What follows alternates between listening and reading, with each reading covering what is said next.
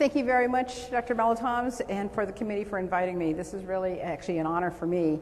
And as you'll see, my message over the next hour is that we do need to come together so that we can make a better radiologist.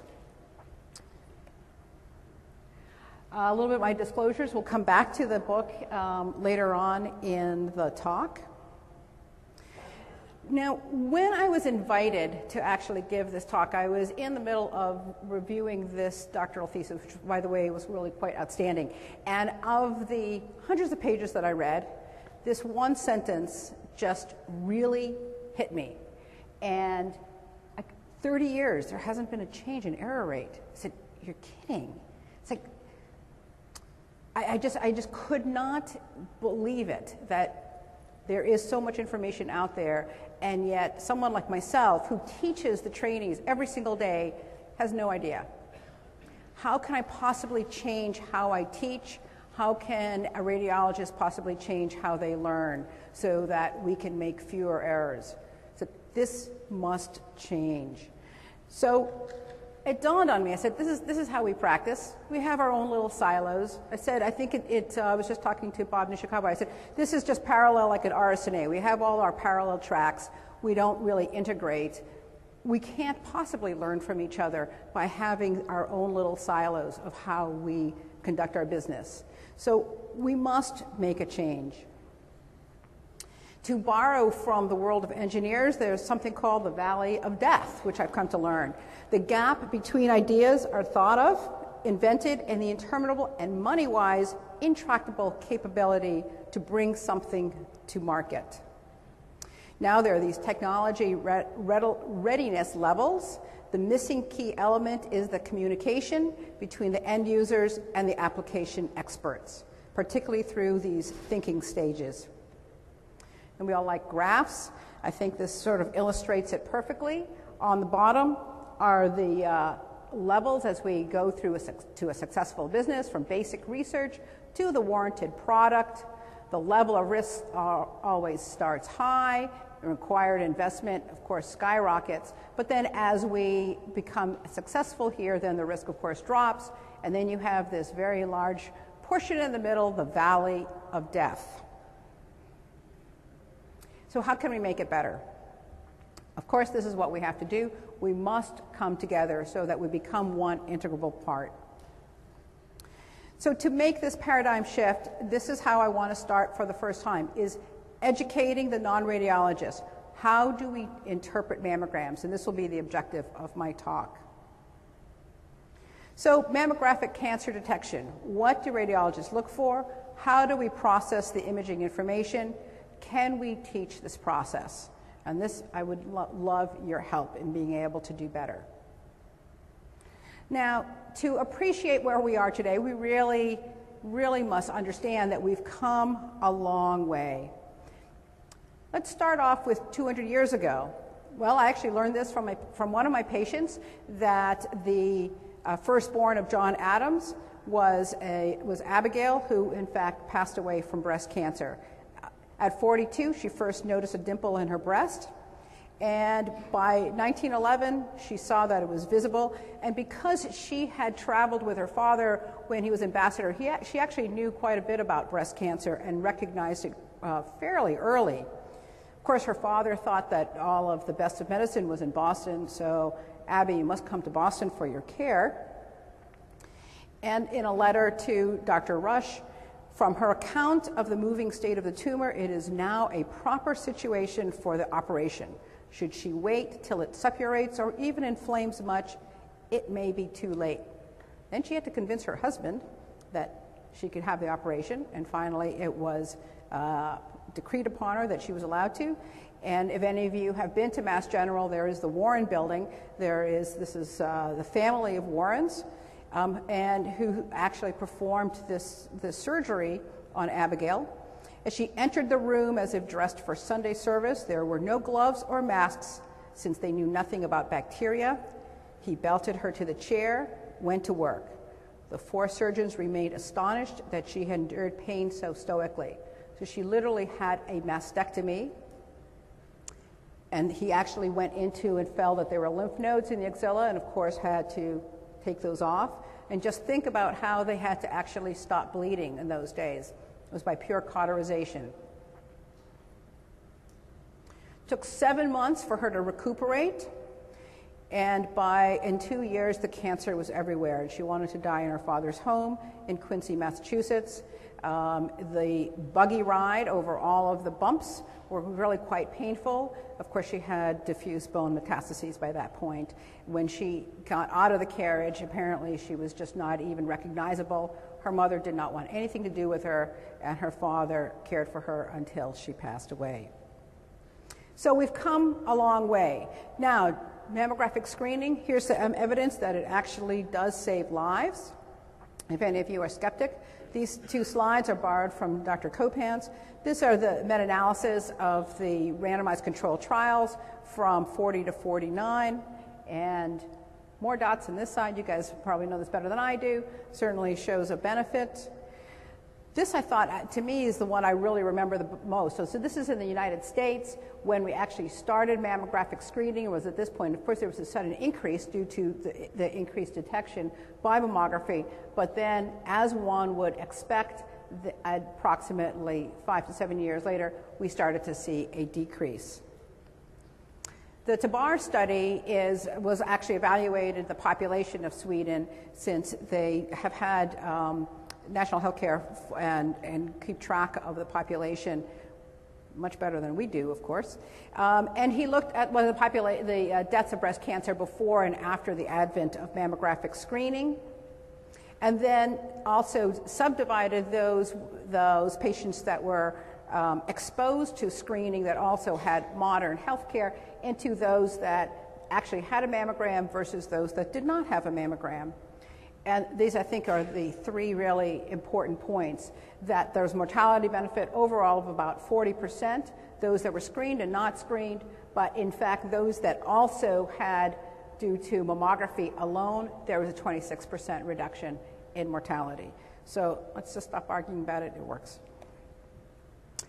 Now, so now that we're all in the room and we agree that mammographic screening works, and we certainly don't want to go back to the days of Abigail Adams, our usual prevalent incidence rates, if we're doing a good job for incidence rates about 5 per 1,000, prevalent rates maybe as high as 8 per 1,000 with mammographic screening. But we know from autopsy series that the actual prevalent rate is probably 20 per 1,000. So we can do better. What do radiologists look for? So this actually brings me to my book, and it is a pattern-based radiology pathology atlas. And I have to admit, it's not really an original idea, but because we have the ACR BI-RADS that it describes what the features, how do we call something a circumscribed mass, or we use spiculated margins instead of stellate margins. We have already a lexicon that we've used for 20 years to describe these features. So then let's start with these shapes and then correlate it with what it could be by looking at what the pathology is. So as is said here in the bold print, regardless of the modality or body part, extension of what we see on the imaging is really what was there at the gross pathology. And if you really understand what's happening at the pathologic level, then you really can understand the image in front of you. Now, if you were to actually do a search under Georgian-Smith and Lawton breast book, you will get this page. Do not be distracted by the book up in the right-hand corner. That is not my picture.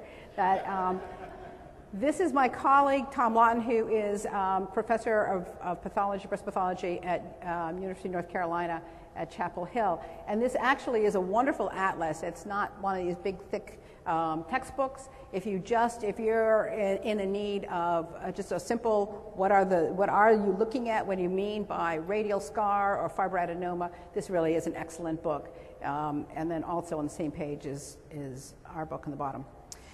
The crux to this pattern-based book is the table of contents based on morphology. There's also a table of contents based on pathology, and that's how most RadPath books are set. They start off with this is a fibroadenoma, and then this is what it can look like under imaging. but our pictures don't come labeled. Our pictures come with shapes. And so based on the morphology, then in fact this ends up with a differential diagnosis. But it's divided up into how we really try to look at a mammogram. We can divide it up into one of three things that we're looking for cancer: a mass, calcifications, architectural distortion.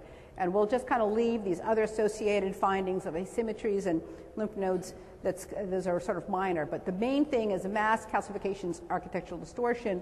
The mass is divided up into the shapes. What are the possible shapes of being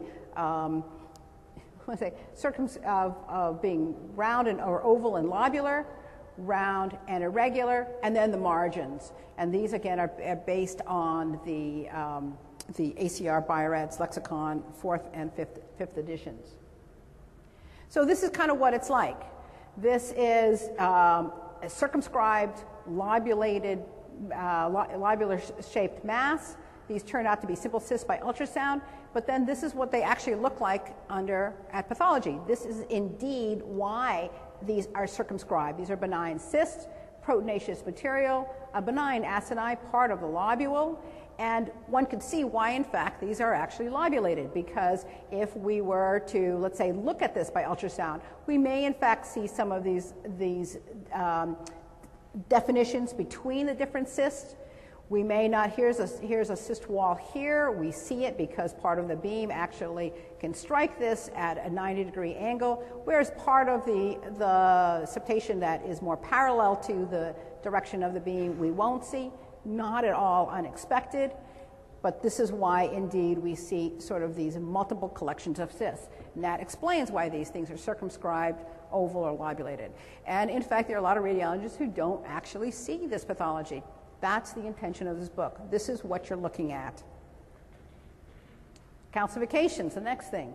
This is a case of both invasive ductal carcinoma and ductal carcinoma in situ. These are pleomorphic calcifications diffusely distributed throughout the breast. These purple, dark purple things are in fact the calcifications. This is what the pathologist, though, this is an atypical ductal hyperplasia with calcifications. One of the things also you'll find on the book is, when possible, if we could, we had a picture that was not annotated next to a picture that was annotated, because this is what you'll see at PATH. Again, unfortunately, our pictures don't come labeled. That would be really helpful. If you guys can figure that one out, that would be great. And then the third thing that we're looking for is architectural distortion. This is the finding that we actually miss the most. And in fact, you'll see that this radiating pattern of straight lines is mimicked here by this radiating pattern. And this is in fact not a cancer, but a radial scar.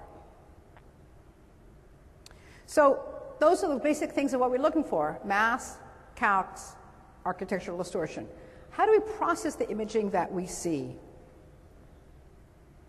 Well, we start off with shades of gray. Well, how many shades of gray do we get to play with on a mammogram? We get just 5. And these 5 that we use are the air, the fat, soft tissues, calcium, and metal. And these 5 shades of gray explain every plain film that's out there. That's all we get. So, how to find a cancer? What are we looking for specifically on a mammogram? As we said, the masses, calcs, architectural distortion, and asymmetries. And the asymmetries is really considered to be a normal variant. The question is, when we get to that, is whether it's an ill-defined mass. So when I try to get the trainees to think of a mass, I have to get them to think, well, a volume. So I have them think of a cube. I ask them, how many sides of a cube? And you actually, it's like 6. Okay. And this, I'll just sort of digress for a second. This becomes very, very important when I'm looking at an ultrasound, because I have a 2-dimensional picture and we're slicing, let's say, our volume, our thing, in through a given slice. And they're so used to looking at the sides, these sides. And I said, okay. And then we get another picture this way, and we look at the sides, and I said, what's the 5th and 6th side to it? And it's interesting that they just have to actually sit back and think about it. They forget about the top and the bottom. And so like, think of a cube. And it's like, oh, okay. Now why is, and that will turn out to be, let's say if the beam is coming from the top, this is would be the anterior margin, and then if the chest wall is down here, this will be the posterior margin. And they think about those actually as sides as important as here and here and there as we get orthogonal views. Now, why is that important? That's essential when we're trying to determine on ultrasound if in fact we have a mass or we have, let's say, a fat lobule. Because as we actually mechanically turn our hand on the mass, we have to keep this height the same. It just seems like, yeah, so intuitive. But it doesn't always happen. First of all, technically it's difficult. The breast is round, it's got the gel, it's smooth, it's, squishy. And so when you actually learn, it takes some time to learn the dexterity of turning the transducer on the dime. You have to actually turn it on the dome of something that is round. And so that I get them to actually think of the anterior and posterior walls as important as these sides, which they're always so customary to just look at. So I get them to think of a cube for volume. So we're looking at the shape, and then we're looking at the margins. And the margins are key to determining something is benign or malignant. So the terms that we get to play with shapes are the ovoid and lobular. And again, I didn't make these up. The ACR BIRADS committee did. Round, irregular. This one, by the way, round is a new shape in the BIRADS 5 lexicon that came out a year ago. And then the margin, circumscribed, spiculated, microlobulated, and indistinct and obscured. And I kind of lump them together, even though they are very, very different. So if we have so then when I have them try to figure out, is this truly a mass versus is it just glandular tissue? I have them think of what would a solid ball look like under X-ray. That's what it would look like, okay? So it would be round, it would have centrally more dense because it's thicker in the middle, and the margins would be convex outward from the center. And we go through this mantra picture after picture after picture after picture. So I get them to not memorize lists, but get them to think, what would a solid ball look like? Now, then the next question that they always get tripped up on is if soft tissue density is the same color as water, which, by the way, when the first year is always off of medical school, they always get it right, and by the time they get to fourth year in residency, after they had CT, they always get this wrong. They always think water and soft tissue are completely different. And I was like, no, okay, one color. So if, in fact, a cyst is the same color as a solid mass, why don't the cysts look like this? And it takes some of them get it, but they really, you can hear the gears just kind of crunching away there. Okay. Because it looks like this, okay? So you take something that is filled with water and you squish it, and now it is no longer the shape of a ball, it now becomes a cylinder. And so now it's uniformly thick throughout, and so particularly, let's say on tomosynthesis, we'll get a very uniform color white. We won't have that central density. That's the difference. So we have to realize what we're doing to the body, we're actually changing the shape of a soft tissue mass. The next thing we're going to look at are margins. Are the margins silhouetted versus summation tissues? I know I use this when I have two densities that are touching each other and I lose a margin to know, in fact, that they're actually next to each other, that they're not on top of each other in front or in back of it, versus the summation tissues when, in fact, the margins are still evident. So here's, I don't know whether, do the lights go down at all more? He's gone. So let's just take this is actually a cyst, and clearly there's a sharp margin here. There's that nice black smooth margin here. And the margin here is totally obscured because this soft tissue density of the fibroglandular tissue is touching that wall of the cyst, so I can't see it. It's the same color. I can remember 5 colors that I get to play with, and if what's touching it is the same, I don't get to see a margin. So, but I do get to see this margin. Whereas this kind of modeling effect of white and then gray and then white is due to what's the tissues on top and bottom of it. So it's the summing effect of the fibroglandular tissue as the X-ray goes through it. So I can get an idea as to where the location of something is. The other thing I'm going to look for when I'm trying to figure out whether there's the margins of mass are significant or not is whether the margin of the mass is indeed a white line versus a black line. Well, what do I mean by that? So here's a case, actually, that I was particularly involved on, and I was looking at that spot there, and I was trying to figure out if that's indeed, was that a new ill-defined mass, because it was a little bit whiter in a given year, or whether that was indeed just an island of fibroglandular tissue. Because on one hand, I don't want to be seeing a cancer, and the other hand, I don't want to be biopsying something that's completely normal. And when I did the spot, so from a kind of the 10,000 foot level, it sort of here was an island of whiteness. But then when I did the spot view, I could see, and then I wanted to connect the dots, that this margin here was a white line, that was a white line here. Now, what does that mean?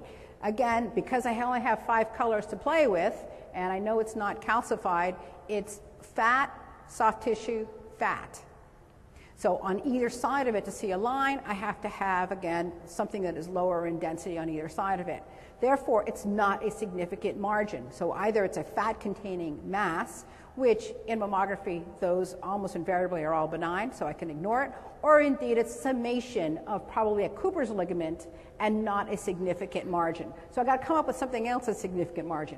So that's another white line. Well, I can ignore that. So it's starting to fall apart. I don't have a margin in this inferior aspect where the white then becomes gray.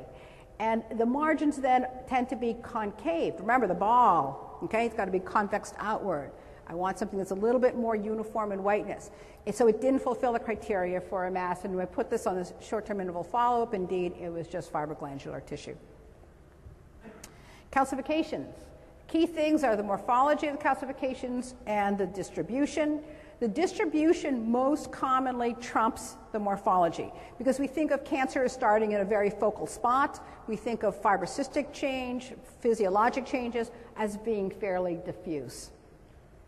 The exceptions are sometimes the calcifications indicate very, very specific pathology entities, such as milk of calcium. Well, what the heck is milk of calcium? It's calcifications, it's basically particles of calcifications that are lying in the cyst. And so they float in the cyst, and I look at the change in the way the appearance of the calcium looks between the two views, between looking at the X-ray, looking across, it's looking at the bottom of the teacup, versus when I'm looking at the breast with the X-ray from on top of the teacup, and then it becomes round. And in fact, not only becomes round, but the calcification is thinner. So if I have a picture where I have looked more like lines on the 90 degree and I see fewer calcifications on the CC view, that's a tip-off that in fact I have milk of calcium because it's not attenuating as much of it's so thin it can't attenuate very much of the X-ray versus when it's going all the way across the bottom of the teacup. So that's one of the signs that I'll look for. Oh, okay, benign milk of calcium, I can ignore it. But most of the time I'm looking at the distribution. So I can, if I have a cluster, a group of punctate calcifications, those are going to get biopsied. If I have the same shape of calcifications but diffusely scattered, I'm going to ignore those. The architectural distortion distinguishes the challenge of architectural distortion, which is, again, is the finding that's most commonly missed, is to try to figure out whether it's just overlapping tissues or whether, in fact, it's truly something that's significant. So what I'm looking for is straightening lines in a radiating pattern. The term architectural distortion versus spiculated mass, perceptually we're looking at the same thing. Straight lines, a radiating pattern. The simple difference is that I have to have features of a mass with volume, and I'm describing the margins of the mass by saying it's spiculated. Whereas architectural distortion, in fact, there is no, by definition, there's no central density to it. It's fairly radiolucent. But we're really looking at the same thing. Now, this example is a wonderful example of architectural distortion. And this is a picture of a peacock that my colleague took in Sri Lanka. And so this was the straight lines in a radiating fashion. This would be a nice little sliver in the middle that's not a mass, but The rear end of the peacock is now a spiculated mass. And so we've got an oval shape density here, okay, shape finding with convex margins outward and our spiculations off to the side. So now I've got a spiculated mass. So like the peacock, depending on sometimes the different views, you can actually might have ocular distortion in one picture, but a spiculated mass in another. But again, the overall perception is the same. This is, again, the area of architectural distortion, that spoke wheel pattern radiating away from the central portion. I usually look out here in the fatty tissues for this kind of fine hair-like appearance. There are no straight lines in the body. None. So if I have a straight line on a bone film, straight line anywhere, that's a tip-off something happened. Either there was trauma, there's a tumor, no straight lines in the body. It's really fun when you think about it. It's like, wow, you know, it's like, that's kind of heavy. All right, so like the peacock, these features between whether it's architectural distortion or speculation may vary with projections. Asymmetries, I'll just bring that up just to, because this is really, I've referred to it so far. You may hear about it when you're talking with radiologists.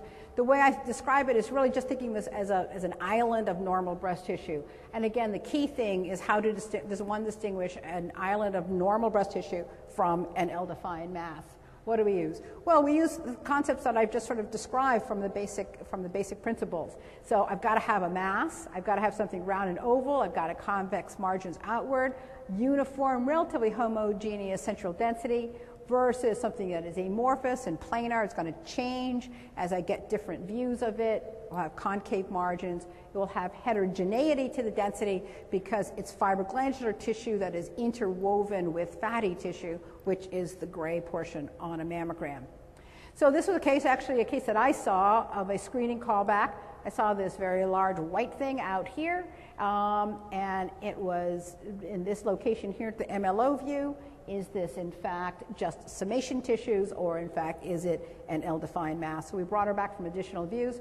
Classic spiculated mass. It was a very large breast cancer, round shape, ovoid, convex margins outward, and this would be ill-defined margins, or not obscured. I mean, either obscured or ill-defined margins, but a classic shape to a mass. And again, we would look at that on multiple views to confirm, in fact, that it's a deemed mass. In contrast, this is a normal variant. So this is the right breast, this is the left breast on the MLO view, CC, right, left, and you can see that this is very different in that it's very heterogeneous in its density, concave margins towards the center. It changes its shape. Here's the CC, here's a roll CC. You can see that it's sort of very much more malleable, and yet there's nothing that matches it on the other side. Now, some radiologists say, well, you know, I'll go ahead and ultrasound it. Frankly, in this room, I'll just say that's kind of like a cop-out. Learn to read a mammogram. For the features of a mammogram, do not use another modality to help you read the first modality, because there is no imaging out there that is perfect, that sees 100% of all breast cancers. So even getting an MRI, which I've also done at times with some difficult cases, I can have false negative MRIs where cancers may be present and still not visible by MRI. So it's a little bit of a sense of kind of false assurance that if another study of an ultrasound is negative, indeed there's no mass there. That you can't really say that. So learn to read the mammogram for the features on a mammogram. Now, lesion detection. In this wonderful thesis that I read, there is some work that he has published, Dr. Rawashta has published in the Academy of Academic Radiology. And in fact, he looked at this with full field digital. The lesion shape, the more rounded the perimeter, the more likely detected. And again, this, as I keep saying, architectural distortion is by far the hardest feature to see. The brightness, the contrast was less important than the geometric features. But what if the lesion contrast is so low it may not be detected? So here's some cases. This is a hologic composite view. The the C view, for those of you who don't know what that is, it's basically it's a created 2D image from the projection, or from the images that were taken at tomosynthesis. Not certain in this lighting one can see it well, but there is an ovoid-shaped mass here. It's a little bit easier to see in the tomosynthesis than here on the C view, whereas on the CC view and the MLO view, this tomo, here it is in this projection, ovoid mass, circumscribed margins, and it correlates to something in here, which I can't find. So the C view was very helpful, the tomosynthesis was very helpful in helping to locate where this mass, and this was a cyst that then I was able to go ahead and verify by ultrasound. Again, probably in this lighting it doesn't show well. The tomosynthesis, pretty much only in the tomosynthesis do we see this area of architectural distortion. And the area of architectural distortion is right here on the tomo. Here's the spoke wheel radiating pattern that correlates this area here on the full field digital, which you really cannot see. Here it is on the CC view, out here laterally. You might be able to, in retrospect, kind of hallucinate some findings, but I would never have called it. I would have just called it, this is summation tissue. But here's the radiating pattern. So the finding is here, and I believe this was a radial scar. And this view, this picture was just amazing. So it's not that tomo picks up only the small architectural distortions. This is a big whopping cancer. And I showed this case with the MLOs. Here I'll just have the CC views to a meeting 2 weekends ago. And I started off with a 2D view, and I said, where do you think the cancer is? And you can't tell. Is it here? Is it here? This is a little bit, but I don't know. And this, here it is. This radiating pattern from the central. And even though this is on this tomo slices radiolucent, this was a breast cancer. I have seen some radiologists who still believe that because it's radiolucent in the center, it's a benign radial scar, and that indeed is you cannot, this always has to be biopsied. One cannot rely on that feature to distinguish benign from malignant. Now, sometimes on tomo, this is actually even more difficult to see. So this was a finding just a couple of weeks ago that I saw. So here is the mass. And then on the tomo view, and the C view, I couldn't find it at all. And it's actually here and here. And it's this void of features, of lines, that actually correlates with this view here. So I just kind of throw out to all the engineers out there, if you make the contrast so flat that I can't see it, I can't see what I can't see. So make it so I can see it, please. So that's my plea. And sometimes, even in the best of circumstances, you can't even see the cancer at all. This is an unfortunate, she's in her early 30s. She presented with a new lump. These always kind of get to me. Let's see if we can get the tomo. I'm not certain we're going to get the tomo to go. This is going here. And yeah, I think it's going through.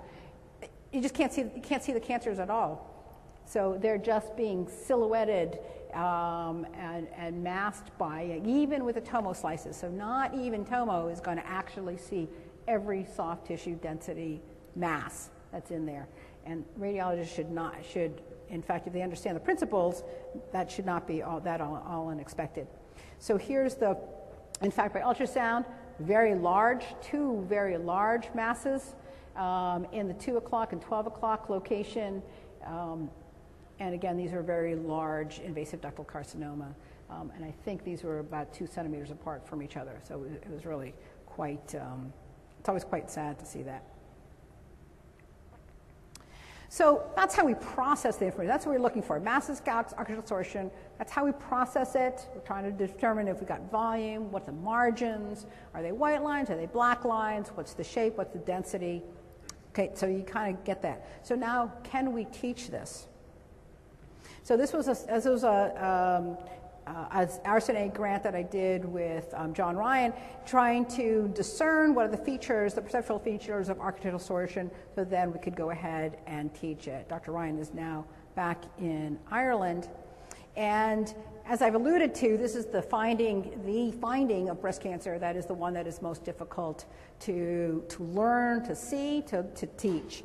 It's the one that's been shown to be the most found as for the interval cancers, and it's the sort of the most lethal, although less common, but kind of the most lethal of the type of findings that we look for. The positive predictive value for, if you have that, is so high versus the biopsies for calcifications or the biopsies for ovoid-shaped masses.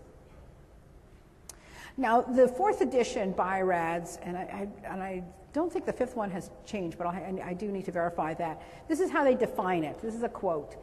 And if you read that, I was like, I don't really know what that, doesn't really connote a picture. I don't know what that means. If I were a trainee and I read that, I was like, it's distorted. I was like, I see lots of crisscrossing lines. I was like, I don't know what that means. So that's why it's sort of, if you can't describe it, how can you teach it? How can you learn to see what to see? Whereas if I were to ask every trainee after a month of mammography, draw for me a pleomorphic calcification, they'll all get it, okay? Draw from aerial distortion and you get all kinds of crazy lines going, like a kindergartner. So they don't have an understanding of what they're supposed to look for. So this is indeed what the study was, is that we had a test set of 50 cases, they did a tutorial, and they went back and did the same set of 50 cases after the tutorial. And the before, the red line is the before and the after, so there was an increase in the ROC. A little bit, sensitivity is still low, and specificity did go up. Low sensitivity, probably selection of the cases. These were verified, or these were considered to be areas of architectural distortion at a screening level, agreed upon by only 2 radiologists. I think if we had a little bit more of a consensus, yes, some of these cases of architectural distortion were indeed turned out to be summation tissues, so you can't fault some of the radiologists if in fact that's what they missed it, because indeed they were areas of summation tissues. So the finding may not have been as robust as if I were to, that would be something that I would want to correct. The sensitivity, what they did is they increased the specificity by having fewer callbacks. So all of you who've ever conducted studies, the radiologists, they don't want to miss anything, so they kind of like kind of throw darts at everything, because they don't want to miss everything. But then the second time they went in, they were much more selective in what they chose as a finding, and so their specificity indeed improved quite a bit, because then they had a little bit, okay, this is what I'm supposed to look for. And the overall difference in ROC may have been the degree of training of these participants. They were pretty much all board certified. I think these 12 that we collected were all board certified, or they were practicing radiologists. So as opposed to perhaps the first year resident versus the senior resident. So nevertheless, it showed me that in fact the science of architectural distortion can be discerned and then can be taught and learned. So we can do this with others. Now, what do we see? This is a study that I did when I was at Mass General, comparing the CAD with a radiologist versus a human independent second reader. We had about 6,000 patients. Recall rate for the first reader alone was about 7%. Cancer detection rate was about 2 per 1,000. The Mass General crowd, let me tell you, patients are definitely an incident population. Dr. Kopans has been screening those patients. They have big, thick folders, so there's definitely no prevalent rate there. So if you just look at the table, it looks like they're maybe fairly equivalent. We had 30 additional cases from both with the CAD and with callback just due to the CAD marks versus 34 additional cases with the independent second human. The cancer rate, there were no cancers of the 3 additional that were called back with the CAD. There were 2 with the 5 from the second reader. So the difference, there's no really statistical significance. So is the CAD equivalent to the second human reader? This is what's interesting. Of the 34 cases called back by the second reader and the 30 cases called back with the CAD, it overlapped in only 1 case. The 2 cancers that were biopsied by the second reader had been marked by CAD but dismissed by the first radiologist. There were 3 false negative cancers defined by cancer developing within 12 months after the negative read. 2 of them were truly negative by consensus. The first case was marked by CAD but dismissed. The second one was dismissed by second radiologists as post-surgical changes. And both of them, these were absolutely, this was not a subtle finding. This was a scar that had over years had gotten whiter and whiter and whiter. And she had had a benign biopsy, I don't know, years ago, and there was clearly a change. And so at the time it came out, it was over a 2-centimeter cancer. So we're not talking something subtle at all, and it had been dismissed by both of the radiologists. So that really invokes, like, gosh, what is going on up there? It can't just be just sort of computer marks or somebody just say, hey, look at here. So how do we process this information? How do we produce judgment? And this is really where I leave you. How do each of us process the facts, these objective criteria that I just went over with you, that I teach to the radiologist? How do we teach this? So we really must come together as a team. We must to teach each other, to teach future students, and to make a better radiologist. Thank you.